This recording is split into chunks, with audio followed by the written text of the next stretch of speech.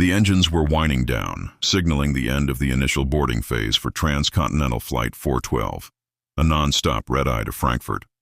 But for one passenger, the journey stopped before it even started. Elias Vance wasn't just a passenger. He was a force, the founder and CEO of Vance Global Holdings, a multi-billion-dollar conglomerate that, among dozens of other ventures, owned a substantial stake in the very regional airline operating this flight, Swiftwing Air. Yet as he approached the gleaming, metallic threshold of the aircraft door, ticket in hand for seat 1A, he was stopped. The flight purser, a stern man named Mark, barely glanced at the premium electronic ticket displayed on Elias's custom titanium phone. Instead, Mark's eyes swept over Elias's attire. A cashmere travel suit, yes, but not the expected corporate uniform of a typical business traveler. "Sir, this is first class," Mark stated, his voice condescendingly loud. "Boarding for coach is still open at gate B14. I think there's been a mistake." Elias, calm but internally boiling, simply held out the screen showing the digital ticket for 1A. "There is no mistake.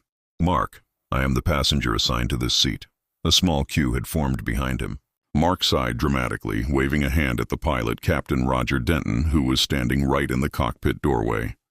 The captain, a burly man with a clipped mustache, stepped into the aisle, his presence radiating impatience.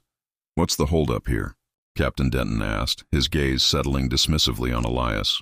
"We're running behind. We can't have unauthorized people cluttering the premium aisle. If you don't have a valid first-class boarding pass, step aside, or security will handle it." Mark leaned in, whispering loudly enough for several nearby passengers to hear. "He insists he has 1A, Captain." "I think we have a little confusion." Elias, a man who commanded boardrooms and negotiated multi-million-dollar deals, was used to being respected, not racially profiled and publicly humiliated. He felt the hot sting of injustice. He didn't argue further. He took a deep breath, lowered his phone, and simply said, "Understood. No problem, Captain. I'll clear the aisle." Elias turned and walked off the plane, his footsteps measured and slow. He wasn't walking away from the flight. He was walking toward the corporate power switch. It took Elias exactly 4 minutes to walk from the gate back to the bustling, glass-walled control center used by his company's regional operations team, which he knew was located just above the A concourse. He didn't make a scene. He didn't yell. He sat down at an empty console, pulled out his personal corporate satellite phone, the one reserved for emergencies only, and connected directly to the corporate COO, who immediately recognized the number. "Get me the operational manifest for Swiftwing Flight 412. Now," Elias commanded, his voice deadly calm. "I also need the employee ID for Captain Roger Denton and Purser Mark Davis." The COO, recognizing the tone of an imminent crisis, executed the request instantly. As the minutes ticked by, Elias didn't just review the names. He checked the flight's current status.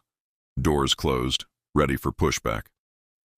12 minutes after he was denied his seat, Elias found what he needed. Captain Denton had a pattern of minor disciplinary issues related to unprofessional conduct, but more critically, in the heat of their public confrontation, the captain had rushed a mandatory final systems check, overriding a software flag for an unconfirmed cabin seal in his haste to prove he was in control.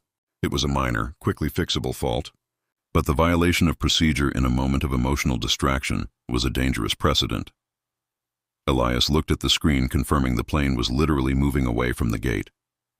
He made one last decisive call to airport operations. "This is Elias Vance. I am exercising my authority as chairman and majority shareholder of Vance Global Holdings," he stated to the head of airport security. "Order Transcontinental Flight 412 to halt immediately. Ground the aircraft. Operational integrity has been compromised. Do not let it take off." The COO on the line, hearing the command, understood the gravity. A plane cannot be grounded for a personal slight, but it can be grounded for a documented, immediate safety violation born from employee misconduct. The air traffic control tower lit up with the unexpected command. Swiftwing 412, halfway through its pushback maneuver, jerked to a stop. Confusion rippled through the passengers, but the tension was highest in the cockpit. Captain Denton was furious. "What is the meaning of this?" "We have clearance," who was calling a halt. Just then, the cockpit door opened. It wasn't ground staff. It was a team of airport security and two very serious-looking men in sharp suits.